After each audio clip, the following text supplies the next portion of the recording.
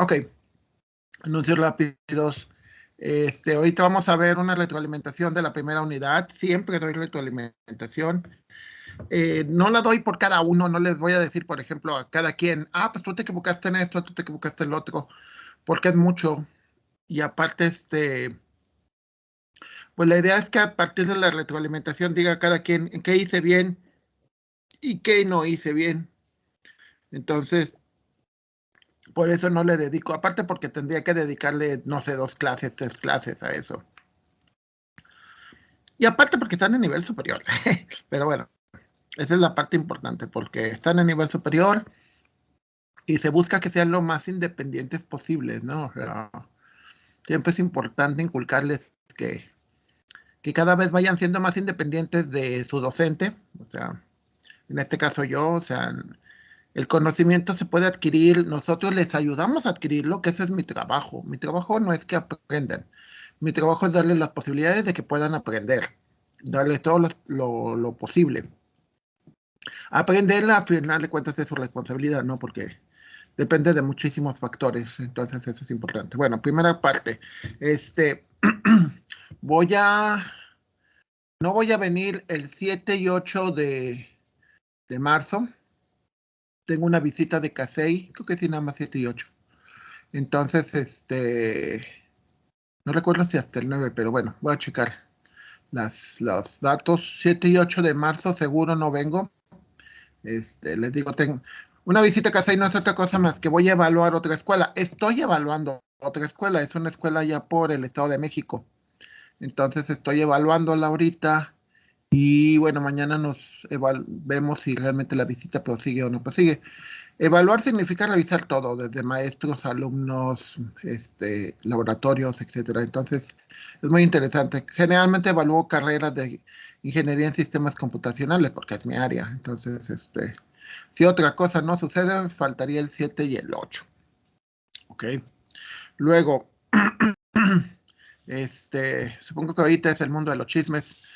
Eh, Se supone que por lo menos ayer lo que nos dijo la directora en la reunión que les digo que tuvimos ayer, nos dice que deberíamos entrar a clases el 28 de febrero, presenciales, o sea, ya ir al TEC. Ahora lo que nos dicen es que inicialmente el plan es que vayan los semestres más arriba, o sea, del séptimo en adelante, 7, 8, 9, 10, 11, 12. Y y en el caso de las materias de los primeros semestres, nada más tendrán que ir aquellos que lleven laboratorios. En el caso de métodos numéricos, los laboratorios son en la computadora, entonces no es necesario arriesgarlos. Bueno, no es necesario que vayamos a una compu aula ni nada de eso, o sea, lo pueden hacer directamente todo en su casa. Entonces esperamos que pues no haya problema. Deberían de ir, eso sí también se dice que es muy posible que tengan que ir a los exámenes departamentales, eso sí. Pero bueno, hasta ahorita no hay un comunicado oficial del Departamento de Ciencias Básicas, entonces pues no les puedo decir. Lo único que fue lo que les digo, lo que me comentaron ayer compañeras y lo que nos dijo la directora, nos dijo a todos la directora. Entonces, para que estén conscientes de eso, que puede ser que para algunos casos regresen el 28, aunque les digo, los primeros semestres es muy posible que no. Y tiene mucho sentido porque los primeros semestres son los que tienen más alumnos. Entonces son los que en un momento dado tienen mayores problemas de contagio y es más problema para los salones, para tratar de tener una sana distancia. En lo personal, yo lo estoy viendo a mi hija, están en Cebetis, ya regresaron este lunes y están teniendo problemas. Entonces, pues hay que experimentar siempre en cabeza ajena. O sea, hay que ver si la gente tiene problemas, pues hay que ver en qué tienen problemas y no repetirlos, ¿sale? Entonces, bueno, a ver, rápidamente les voy a comentar. Por ejemplo, en la investigación de la primera unidad, este, se supone que le revisé a la gran mayoría porque, ¿cómo se llama? Porque yo revisé después, se me pasó, entonces espero que no haya faltado alguien. Si alguien faltó, me pueden mandar como un chat y se lo reviso, no hay ningún problema, pero traten de hacerlo de una vez. En la investigación, pues Felicidades a los dos grupos porque si se fijan entregó la mayoría, 26 de 31 y 23 de 25. Entonces en ese sentido, espero que sigan así. La verdad, fue muy buena, es muy buen inicio. Hay que continuar de esa manera. Como le decían los valores iniciales, el valor inicial. Si el valor inicial es bueno, lo demás tendría que ser bueno, ¿eh? O sea, si se ve que le están echando ganas y que todos quieren pasar esta materia no es difícil, estadísticamente pasa a un 80-90%. Eh, Realmente la gente que no termina pasar es por problemas de otra naturaleza, o sea, las razones que ustedes gusten, se enferman, no les gusta, traen líos personales, etcétera, pero la materia como tal no es difícil. ¿Qué les pedí en la investigación de la primera unidad? La gran mayoría me investigaron y lo que descubrieron era de que pues los números normalmente se representan como números binarios, lo cual obviamente para en sistemas los que llevaron matemáticas discretas, pues ya vieron lo que son los sistemas de numeración, ya vieron lo que es el álgebra booleana, lo mismo para los que llevan otras áreas como electrónica, como mecatrónica, que en el álgebra, en la álgebra booleana, en los circuitos, se empiezan a ver que todo se representa mediante ceros y unos, y que se usan con puertas AND, con puertas OR, para sumar, para multiplicar. Puedo decir que nadie, bueno, yo no vi a nadie que llegara hasta la parte de que por qué es un error o por qué nos provoca errores. Lo que pasa es que cuando conviertes números decimales o sea, que de punto decimal a números binarios, el detalle es que el que se pueda convertir exactamente es muy difícil. O sea, implica muchísimo espacio. Entonces, ¿por qué? Porque la base pues no se presta para ese tipo de cosas. Entonces, la gran mayoría de los sistemas tienden a truncar o tienden a redondear. Entonces, eso ya implica un error. O sea, desde el hecho que la base usemos esa, implica un error. Entonces, esa parte pues no la vieron, pero bueno, eso no los penalicé. Básicamente la idea era cómo representas números y básicamente era recordarles pues lo que vieron en sus materias de electrónica, en sus materias de matemáticas discretas, etcétera. O sea, eso no era mayor ciencia. Y bueno, luego en la práctica número 1, lo que lo que les estoy calificando más que todo era, uno, idealmente deberían de haber entregado los archivos de Excel. No los penalicé tanto si por lo menos presentaban bueno, calificaba esto, que tuvieran los cálculos. Si se fijan aquí, los errores son pequeñitos, pequeñitos, lo cual alguien diría, pues depende del contexto, ¿no? Para alguien un error pequeñito, pues igual no hay problema. Y para alguien, pues depende, no sé, depende mucho de la situación, depende del contexto. Por ejemplo, hay gente que le encanta encontrar los errores en los demás, sí, menos en los propios. Entonces, pues depende. Ahora, otra cosa que califiqué mucho fue la foto. O sea, a ver, evalúan de todo, ¿no? O sea, por ejemplo, aquí evalúan como un vasito, miden, perdón. Hay gente que mide CDs, hay gente que mide DVDs, gente que mide monedas, etcétera, etcétera. Y eso me parece estupendo porque al final de cuentas prueban o se dan cuenta que muchos de los errores tienen que ver con varias cosas, ¿no? De que cómo mides el instrumento que estás usando para medir eh, los errores intrínsecos de cada una de esas cosas, ¿no? Entonces esto era muy importante. Luego, estas pantallitas si no entregaron las hojas de Excel, por lo menos esperaba que mostraran esto, ¿no? Ahora, por ejemplo, aquí en este caso, en esta sí por lo menos muestra la parte de la hoja de Excel, pero en el experimento 3 no. En el experimento 3 también eran cálculos en Excel y no presenta nada. Bueno, presenta las respuestas, pero no presenta la evidencia de que hizo en las hojas de Excel. Entonces eso es importante. Ahora, a partir de la segunda unidad, no voy a querer las pantallas de Excel, voy a querer las hojas de Excel. Digo, para que estemos conscientes. Voy a pedir las hojas de Excel de los ejercicios. Entonces, por favor, no se les pase porque, miren, sinceramente el problema que ha pasado en los últimos, no sé, año y medio, 2 años, es que tienen la maña, ¿por qué es la maña? De que pues, ¿quién llevó a cabo el electrón? Pues yo llevé, pásame las tareas. Las tareas van cambiando cada semestre, van cambiando poco a poco, pero van cambiando. Entonces de repente ves una tarea y dices, oye, esto fue lo que les descargué el año pasado, ¿no?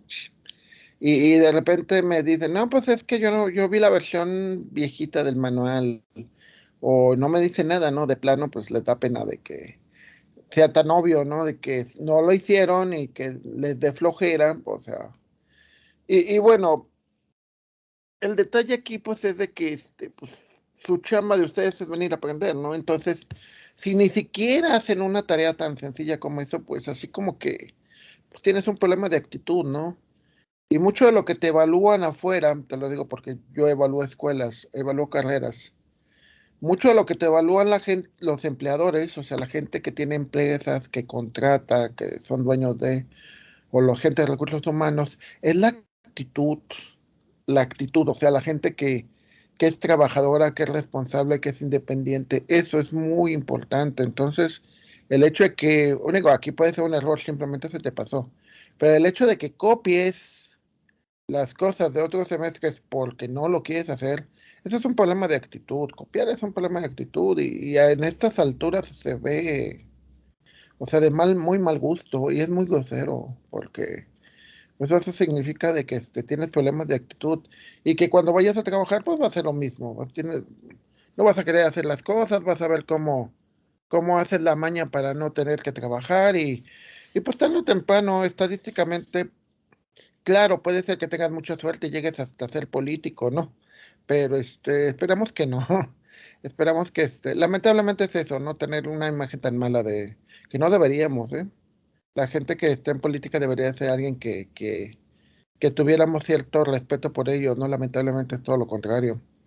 Entonces tratemos de tener las mejores actitudes, ¿no? Porque al final de cuentas, pues eso es lo que te va a llevar a mejores posibilidades, y aparte a tener una conciencia más limpia, digo, al final de cuentas. En el ejercicio número, a ver, de nuevo, en el ejercicio número 1 eran las mediciones y la foto. En el ejercicio número 2 eran las respuestas, pero sobre todo también la hoja de Excel o por lo menos la pantalla de la hoja de Excel, que aquí también es muy poquito, pero bueno. En la 13, de nuevo las pantallas de Excel y las respuestas. En el 4,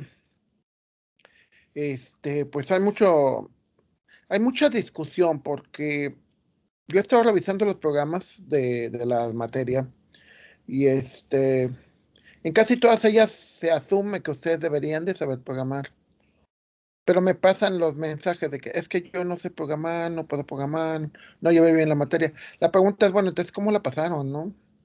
Y el detalle está de que cuando llegues algún día con tu empleador, sin importar si eres de mecatrónica, si eres de electrónica, etcétera, peor para los de sistemas, y llegues con que no sé programar, pues entonces, bueno, en el caso de los sistemas todavía es más grave, ¿no? Porque dices, bueno, entonces, ¿qué vas a hacer, no? Y pues terminan vendiendo celulares, terminan de Uber, digo, porque lamentablemente yo lo he visto. Bueno, no nada más en sistemas, en electrónica también tengo exalumnos que de plano tuvieron que trabajar en el otro lado, ¿no? Porque no les gustó, no pudieron, etcétera. Y son gente inteligente, ¿eh? O sea, no tiene nada que ver con que no tengan la capacidad. Normalmente todos los que están aquí tienen la capacidad, es una cuestión de nuevo, actitud. En el 4, pues les valía que pusieran el programa, que pusieran las corridas, que era lo más importante. Sí. Y y bueno, las conclusiones y demás a veces también es bien interesante. Bueno, aquí me volvieron a repetir lo del proyecto, ¿no? Sí, me dice que los errores, este,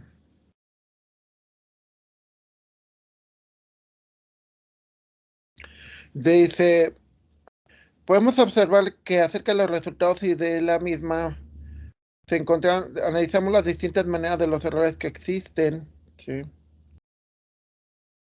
Y es importante porque muchas veces ese tipo de errores, tarde o temprano, con el concepto de acarreo, el acarreo significa de que yo tengo un pequeño error y luego otro y luego otro y luego otro, y tarde o temprano, por ejemplo, la gente que siempre llega tarde, o sea, dices, pues llego tarde un día y pues llegué 7 minutos tarde, llegué 3 minutos tarde, llegué 2 minutos tarde.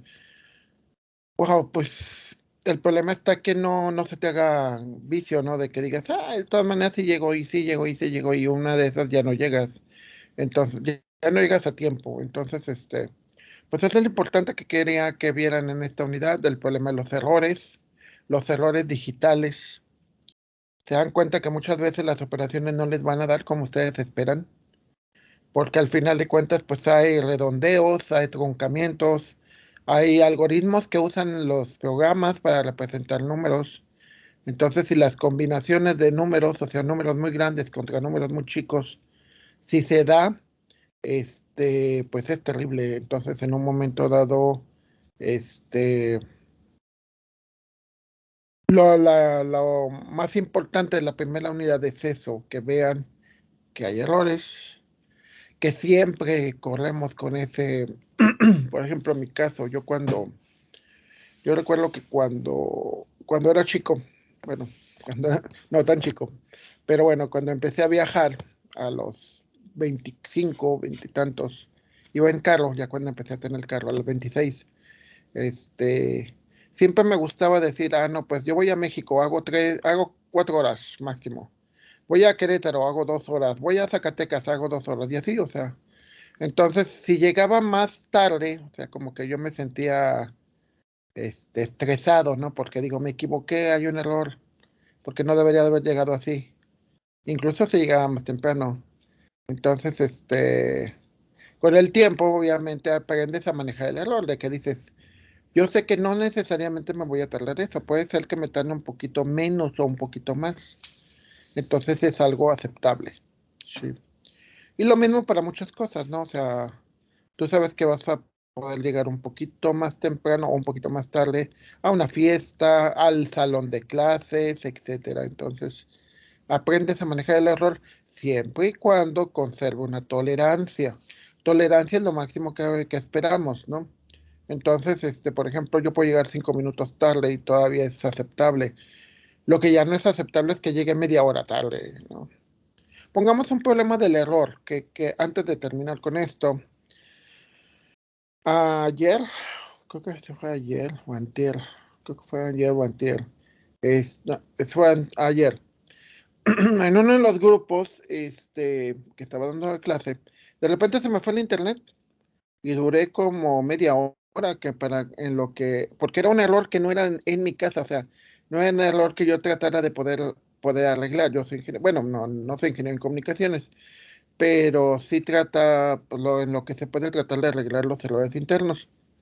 Entonces, el detalle de la anécdota es que se me fue más de media hora el internet. Entonces, pues ya perdí la clase.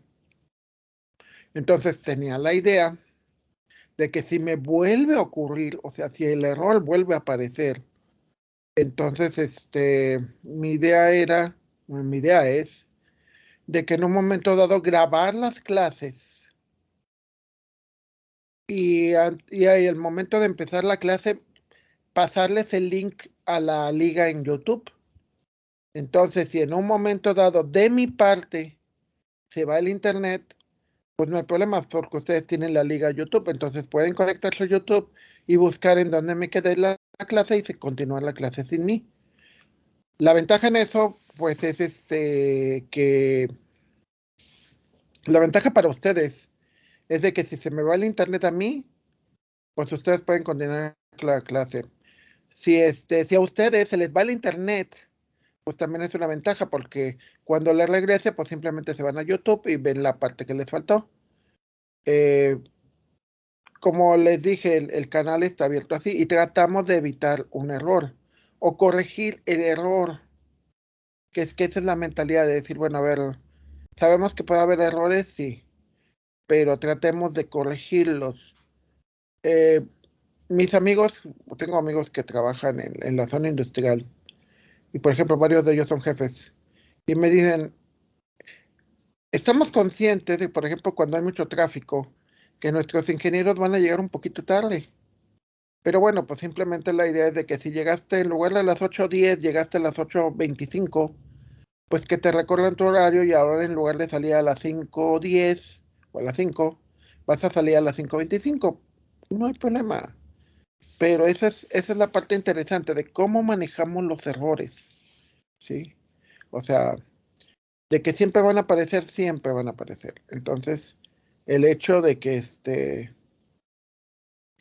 aparezcan los errores, de que existan los errores, este, pues no hay mucho problema siempre y cuando pues lo sepamos manejar, ¿no? Yo creo que ese es el problema más fuerte en todo este tipo de cosas. Manejar los errores, yo creo que, este, como diría alguien, aprender a tener paciencia, porque sí pasa mucho con la gente, pero también aprender a ver qué cosas se pueden arreglar y qué cosas no se pueden arreglar. Por ejemplo, el caso de lo que les comento ahorita de los días que no venga. Este, vamos a revisar con varios de mis compañeros evaluadores el cómo está una, ¿cómo se llama? Una escuela. Entonces, si evaluamos y consideramos que el error es demasiado grande, entonces vamos a suspender la evaluación. A suspender es de que en lugar de hacerla para esos días, la vamos a cambiar para otra fecha. Entonces, yo creo que es importante que, que aprendamos eso. O sea, independientemente de que me digan, pero es que nunca vi el método de Newton, nunca vi el método de secante. Ok, pero sí te sirvió el concepto de error y el consejo de cómo manejar los errores. Ah, pues eso sí me sirvió. Y y el de que en la computadora de repente vas a tener errores por truncamientos, por redondeos. No, pues eso sí me sirvió. Sí. Y se lo digo por experiencia. Yo fui de los egresados que decían, no, pues es que en la escuela no muchas cosas no aprendí, no me sirvió y todo ese rollo. Claro que cuando, miren, bueno, por ejemplo, aquí en la primera unidad, ¿no? Te dice de los errores de truncamiento, los errores de redondeo, ¿sí? Entonces, recomendación, léanlo, no tiene caso que yo se los repita aquí, sino simplemente léanlo y eso es algo muy bueno, ¿sí? ¿Por qué? Porque al final de cuentas, la idea de ustedes como ingenieros es de que pues de que van a resolver errores. Entonces, este, como van a resolver errores, entonces es súper importante que tengan idea de cómo funcionan, ¿eh? Entonces, a ver, estoy buscando. Ok. En el libro van a encontrar mucho, no los voy a explicar, pero básicamente van a encontrar una serie de fórmulas matemáticas para tratar de ver el orden de convergencia. El orden de convergencia se refiere a cuánto te vas a tardar y qué tan difícil va a ser que llegues a encontrar. Recordemos, converger es que vas acercándote a la solución. Diverger es que te vas alejando de la solución. Entonces, por ejemplo, estas fórmulas que van encontrando es que mediante series de Taylor, tú puedes saber, aquí está ya. Mediante series de Taylor, tú puedes hacer una aproximación de cuánto va a ser el error que tú tengas. ¿Para qué te sirve eso? Ah, bueno, lo que te sirve eso es que cuando tú ves un método, tú vas a ver cuánto se va a tardar en llegar a la solución que tú andas buscando. ¿Sí? Por ejemplo, este, mucha gente dice, bueno, es que quiero ser rico. Entonces, pues depende qué estrategia vayas a seguir, ¿no? Porque alguien diría, pues ser rico vas a, por ejemplo, ser ladrón, ¿no? O ser narcotraficante, o ser político, y en un año o 2 años ya eres rico, ¿no? Pero sí, pero ¿cuál es lo que te arriesgas? Ahora dices, no, pues es que lavo carros si quiero ser rico. Pues, puta, te vas a tardar si es que lo logras, pues muchísimo. Entonces, pues no es cierto, ¿no? Obviamente que no es cierto y depende, por ejemplo, veíamos ayer bueno, veíamos en las sesiones de lunes y martes el método de bisección. El método de bisección tardaba 50 iteraciones, 50 veces aplicar el método para llegar a la solución que tú esperas. Entonces dices, pues no, así ya no tiene chiste, ¿no? Es como la anécdota que cuentan creo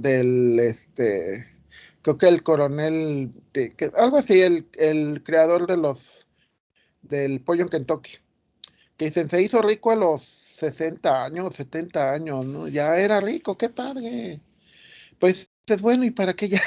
O sea, ya, o como el creador de McDonald's, ¿no? Que también se hizo rico ya cuando ya tenía más edad, ¿no? Entonces, así como que dices, pues sí, qué padre que ya es tener mucho dinero, pero pues ya para qué, o sea, bueno, yo lo veo mucho así, ¿no? De que afortunadamente he tenido una vida que me ha permitido, no soy rico ni lo seré, pero me ha permitido disfrutar. Entonces, pues no tiene caso que, por ejemplo, tengas millones cuando ya tienes 80 años, ¿no?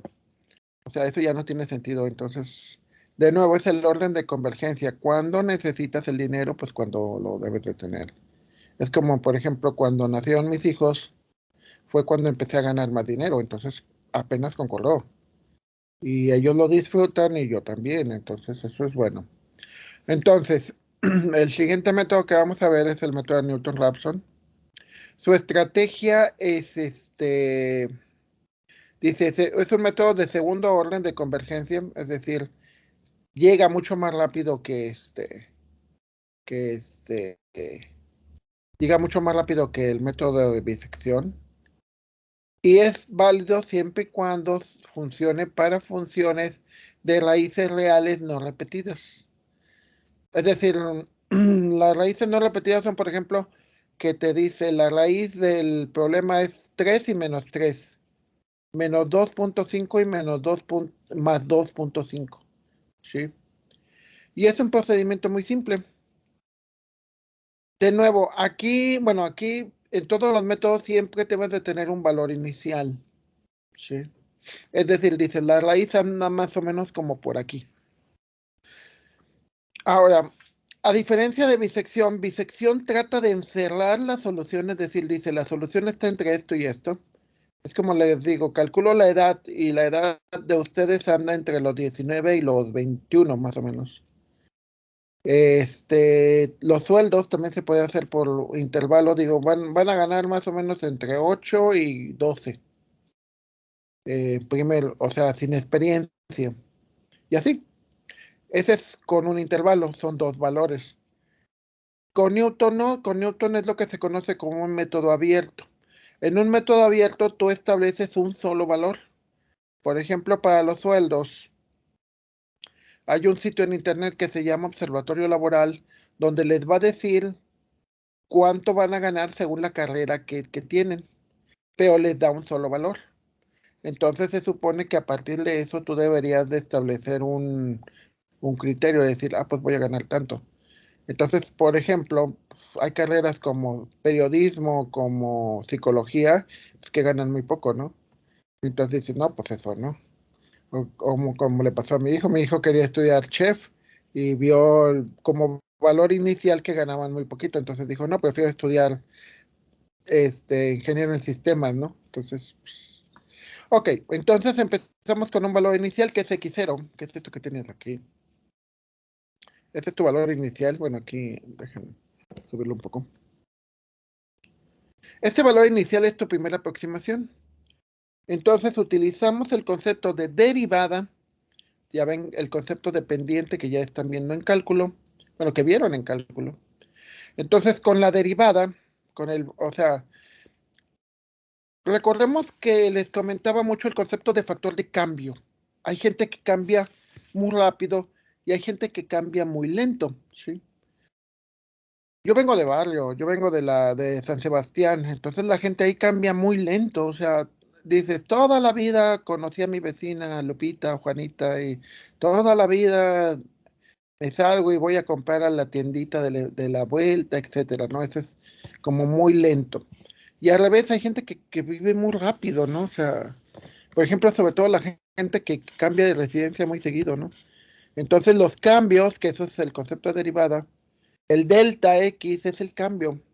Entonces, tú tratas de buscar un delta X, un cambio, que te acerque lo más rápidamente posible hacia el siguiente valor. Y ese valor, pues obviamente, si se fijan, este X1 está más cerca de la raíz, que es esto. Entonces, para calcular este delta X, lo que se hace es la pendiente.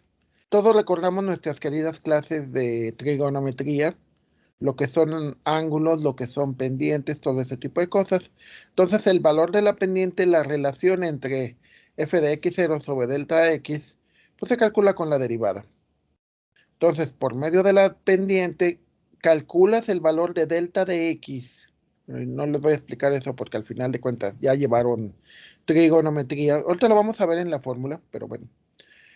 De tal manera que el nuevo valor x1 está más cerca de lo que andas buscando.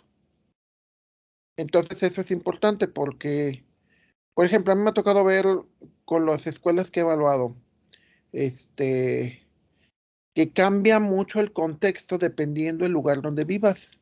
Por ejemplo, los, los alumnos que viven cerca o en las grandes urbes, Ciudad de México, Monterrey y Guadalajara, bueno, Guadalajara nunca me ha tocado, pero sí Monterrey y Guadalajara, tienden a buscar trabajos muy bien pagados y cambiar rápidamente de empleo. O sea, la esperanza de ellos es durar 6 meses, un año en un empleo, en los primeros empleos. ¿Por qué? Porque están las posibilidades y porque hay mucho empleo. Dos, están los alumnos que viven en comunidades o en ciudades medias como Querétaro, San Luis Potosí, Zacatecas, en donde las oportunidades de trabajo en tu lugar de origen no son muchas. Entonces tiendes a quedarte más en el trabajo, es decir, el cambio es más lento, ¿sí? El cambio es menos fuerte. Entonces, lo que logramos aquí con la pendiente es que el cambio sea más rápido, ¿sí? Rápidamente cambias. Y por ejemplo, de los alumnos que yo he visto, los de la frontera, yo creo que son los que cambian más velozmente, ¿eh? O sea, varios de los muchachos, una buena parte de los muchachos que les digo, me tocó alumnos que viven en Chihuahua, en Sonora. A ellos su esperanza es trabajar en Estados Unidos, o sea, y ganar, no sé, 5 veces lo que ganas aquí. Entonces, su cambio es mucho más veloz, muy, muy veloz. Su pendiente es más pronunciada. Entonces, la idea es que ese proceso se repita, es decir, este es mi valor inicial con la pendiente en el punto que toca la función, con el valor de f de x y con el valor de x, calculas el valor de cambio, calculas la pendiente y te va a dar el nuevo valor de x1. Repitiendo el proceso, es decir, de nuevo sacando otra pendiente, te vuelve a dar el valor de x2. Y en x2 vuelves a repetir el proceso, es decir, sacas la pendiente en este punto y pues se podría decir que en algunas iteraciones, 5, 8, 10 iteraciones, ya llegas a tu solución ideal. Obviamente, vamos a verlo ya cuando estemos aplicándolo. Vamos a verlo que realmente es muy rápido, o sea, es muy eficiente, en el sentido de que en pocas operaciones llegas a la solución que andas buscando. Si nosotros esto lo vemos como números, como fórmula, podemos verlo de esta manera, decir, a ver, el valor de x1, el valor de mi cambio va a ser igual al valor del cambio anterior menos el delta de x, menos mi factor de cambio, ¿sí? Por ejemplo, estaba hoy leyendo los datos, tengo un extesista, mis extesistas, o sea, la gente que trabajó conmigo haciendo tesis, normalmente mantengo el contacto. Entonces, Pues es interesante porque, por ejemplo, estoy viendo los comentarios que hace uno de mis tesistas. Y es muy interesante porque está leyendo libros y está cambiando su actitud y se me hace muy bueno. Entonces eso significa que su delta X lo va a ayudar a que rápidamente o más rápido que si no hacer nada, este, pues mejore, ¿no? Mejore como profesionista, mejore como persona y logre llegar a un mejor X1, X2 y trate de converger hacia lo que quiere. Es decir, se supone que ese X1 es una solución más cercana a la raíz. Entonces el problema para llegar a eso es de que tú lo que haces por trigonometría de la figura anterior, sabes que la derivación en X de 0 sobre el delta. Sí, recuerden que son cuando sacaban la pendiente de dividir los valores recuerdan la formulita de la pendiente, el famoso M, que es igual a Y1 menos Y0 sobre X1 menos X0. X1 menos X0 es el delta, y esto de la función, pues es el valor que van calculando. Entonces, a partir de esta fórmula, si haces el despeje del delta de X, te da esto. Entonces, sustituyendo esto en esta fórmula de acá arriba, te da esta fórmula de aquí, que esta fórmula de aquí es que el valor nuevo, el valor de cambio, va a ser igual al valor anterior menos la función evaluada en ese punto sobre la derivada de la función evaluada en ese punto. Y eso es pues muy bueno, porque porque lo que te va a decir es que en lugar de que avances de acuerdo a una estrategia que puede ser segura, pero más lenta, lo que va a suceder es que ahora vas a avanzar, pero por medio de pendientes. Y eso te va a llevar más rápido, ¿sí? ¿Por qué? Porque dependiendo la pendiente, o sea, sí, todo depende del caso, o sea, les pongo en mi caso, un ejemplo de lo que son pendientes y lo que puede ser diferente o cambiante en tu trabajo. Por ejemplo, yo termino la carrera y pues no había trabajo, había muy poco. Entonces, me pagaban más estudiando, entonces al año de terminar la carrera mejor me fui a estudiar. Dije, no, pues prefiero estudiar, gano más.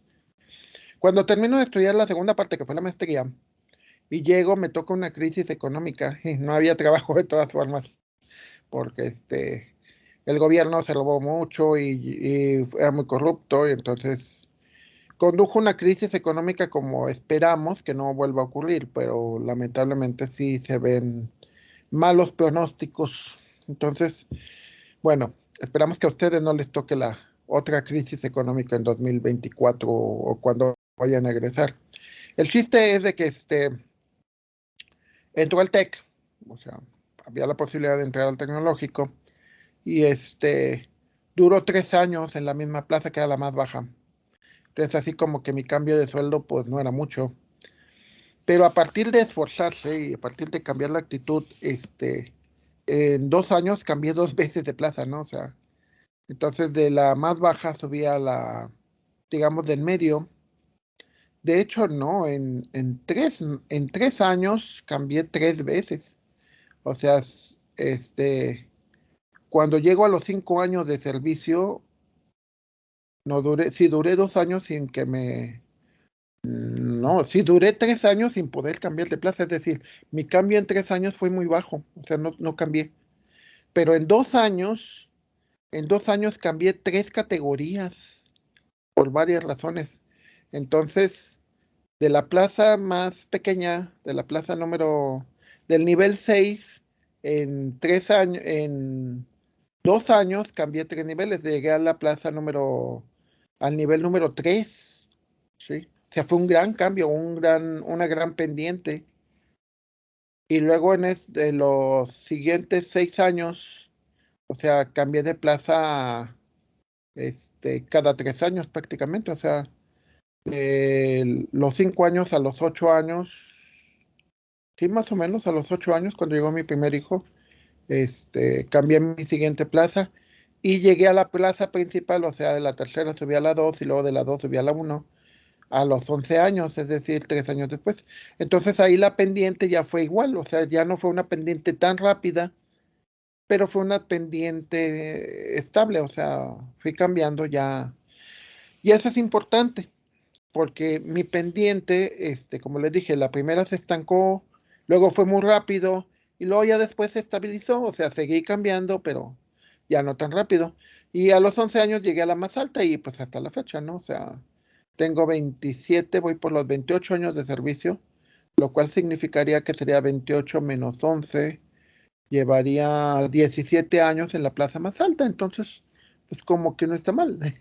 Ya no puedo subir de ahí, es lo malo, ya no hay plazas más altas, entonces, ya por más que quiera, si quiero ganar más dinero, pues ya es otras formas. Y sí hay formas, pero ¿cómo se llama?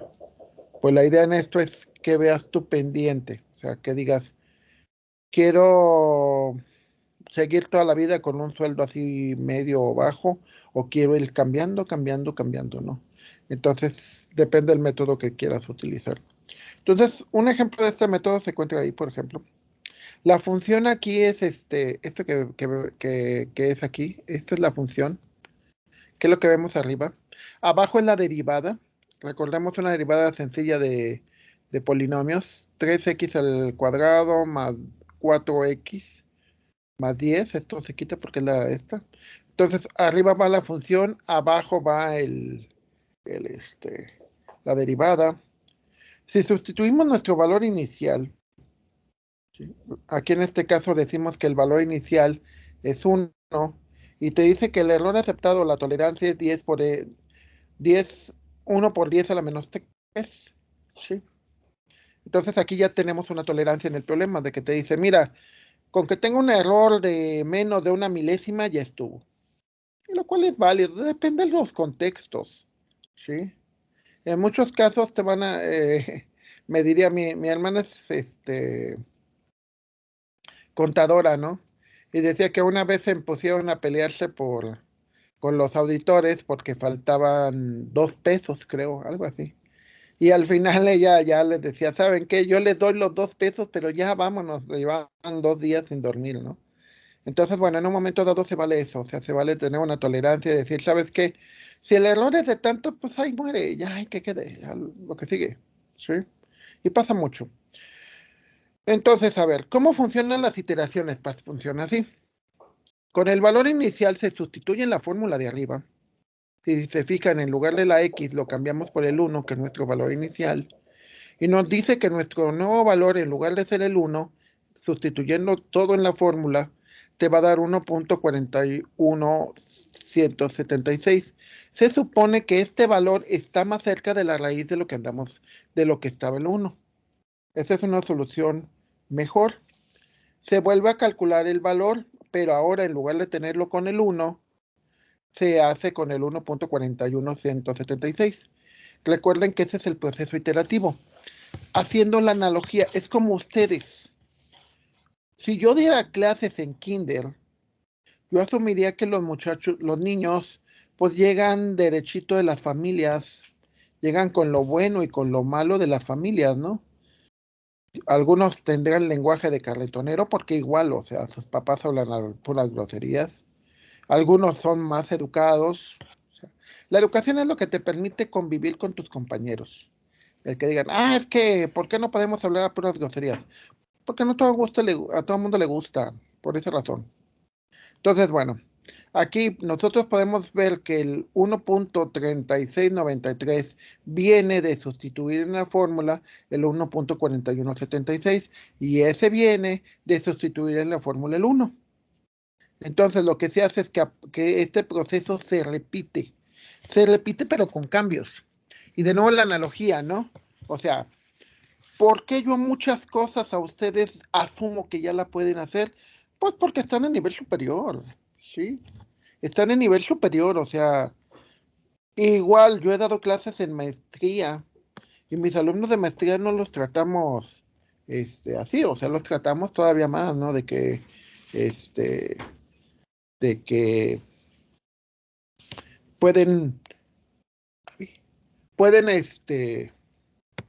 pueden hacer más cosas que un muchacho de secundario y que un muchacho de primaria, ¿no? O sea, ¿por qué? Porque ustedes ya están en otra iteración. Entonces, en la segunda iteración me da 1.3693.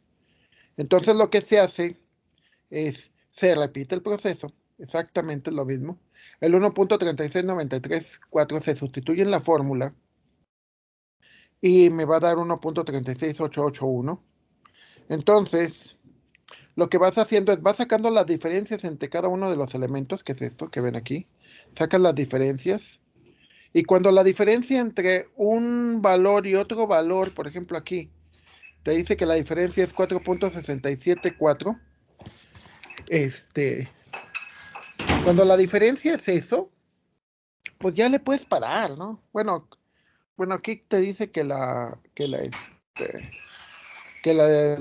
error debería de ser 10 a la menos 3. Entonces significaría que aquí 10 a la menos 3 desde aquí ya podría ser válido, ¿no? Claro, lo puedes volver a repetir y realmente ya el error ya cambia muy poquito. Eso significa de que tu, la diferencia entre cada uno de los valores que vas encontrando ya es mínima.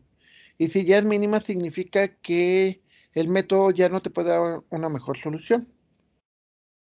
Si eso lo sustituyes en el valor de la función, pues te va a dar que la función es prácticamente cero. O sea, prácticamente encontraste la raíz. La raíz es 1.3681. Y si nosotros, bueno, eso lo vemos en Excel, lo vamos a ver mañana. Nosotros podemos ver en Excel que que la, que la, que la solución pues va a pasar lo mismo que con el método de disección. O sea, la solución en un momento dado Excel redondea y te dice que el error, el valor de la función ahí es un cero. La ventaja que tenemos con Excel es que podemos tener una mayor precisión. Es decir, podemos tener una gran cantidad de decimales. Podemos tener hasta 300 decimales. Entonces, pues buscamos siempre la precisión y la precisión, recuerden, cantidad de decimales, exactitud, el menor error. Siempre buscamos el menor error. Claro que de nuevo, eso es importante. El menor error muchas veces depende de todos los contextos, ¿sí? O sea, el menor error puede ser así. Imaginen que algún día ustedes trabajan con gente que está en nanomateriales, nanotecnologías, en donde sí debes de tener una alta pero altísima precisión y que básicamente todo tiene que ser con máquinas porque no se puede con personas, o sea, es una precisión tremenda, ¿no? O al revés, vas a tener un contexto donde la mayor parte de la gente, son cosas, les digo, varios de mis amigos me dicen, pues si el muchacho llega tarde, pero se va tarde, pues no hay problema, siempre y cuando cumpla con su trabajo. Entonces, como que hay mayor tolerancia, como que hay más flexibilidad, pero de nuevo, depende del contexto, siempre depende del contexto. Van a encontrar docentes que te van a decir, no llegas, si yo llego a las 8:10, a esa hora entras, si no, no puedes entrar más tarde, ni un minuto más tarde, ni un segundo más tarde. Entonces ellos no tienen tolerancia. Al revés, vas a encontrar otros docentes que dicen, no, pues con qué entres, ¿no? O sea, no voy a checar a qué hora entraste, ¿no? Entonces sí, es muy importante ver el factor de cambio. Aquí el factor de cambio es la derivada y eso nos permite que vayan muy rápido. Y también nos permite el, el, el,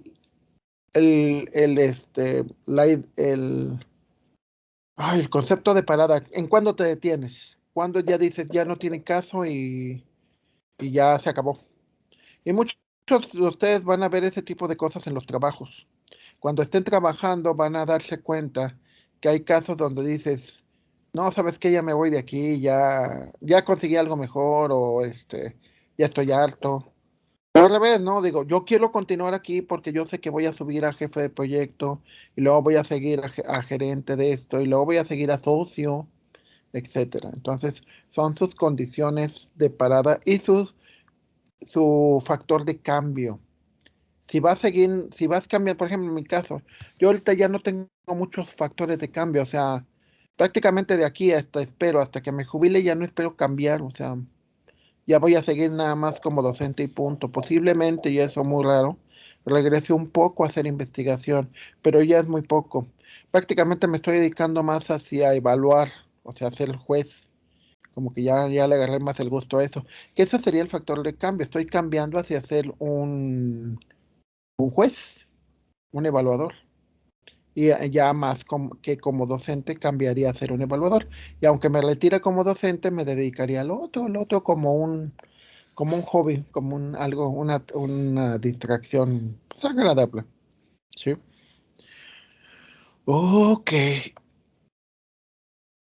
Yo porque luego se acaba la clase.